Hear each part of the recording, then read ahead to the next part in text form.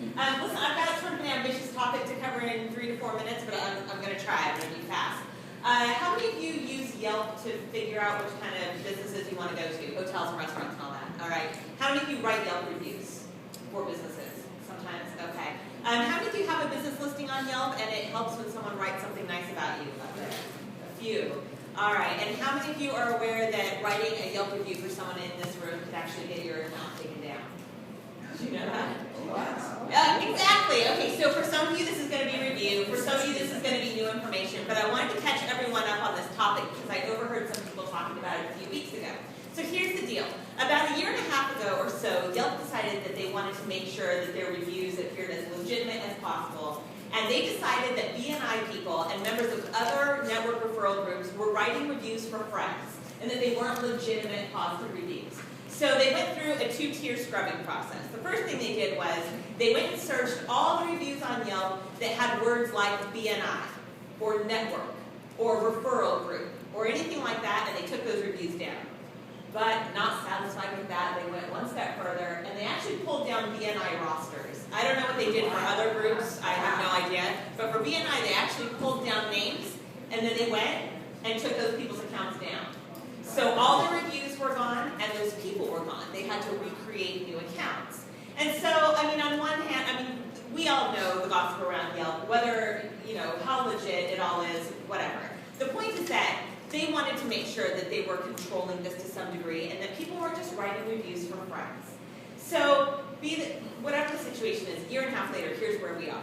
We still need positive reviews on Yelp in order for our businesses to grow, in order for people to click through. So how do we do that for each other without getting ourselves or anyone else into trouble? So I want to give you a couple of tips.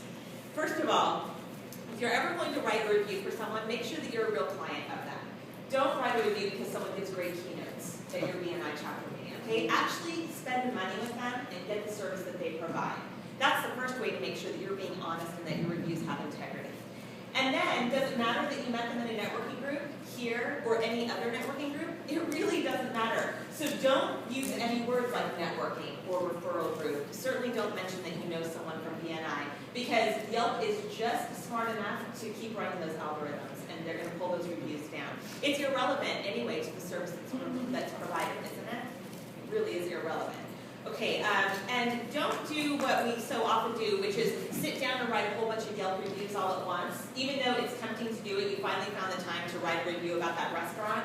Don't write a whole bunch at once, because no one's going to go to 5 restaurants in one day and then write reviews that day. And you're also not going to patronize 5 businesses in here or even 2 businesses in here and write reviews on the same day. Spread it out so that it's organic looking. Okay? Also, Yelp knows when all you do is go up and write positive reviews. It has very sophisticated things happening behind the scenes that spot that. And we all know that it's human nature to tell 10 people every time we have a negative experience and maybe 1 if we have a positive experience. So if you're going online to write about all these positive experiences, Yelp knows, and any armchair psychologist knows, you're probably helping out your friends. So make sure that you've got some reviews up there that are not glowing. Don't hurt people just to have negative reviews, but not every experience is a 5-star experience. And then that leads to the last point. If you really want to write a review for someone here because you want to help them with their business, but you can't give them a 5-star review and be telling the truth, then don't write a 5-star review. Maybe don't write a review. Maybe give them a testimonial in here. Maybe give them a testimonial that they can use on their website or put something up somewhere else, but maybe don't tell a lie about someone's service. And go talk to them about how they can provide you 5-star service next time so you can write them a 5-star Yelp review. If you have questions about this, I can probably answer more, and members of the leadership team probably can as well. The important thing to know is that you don't want to mention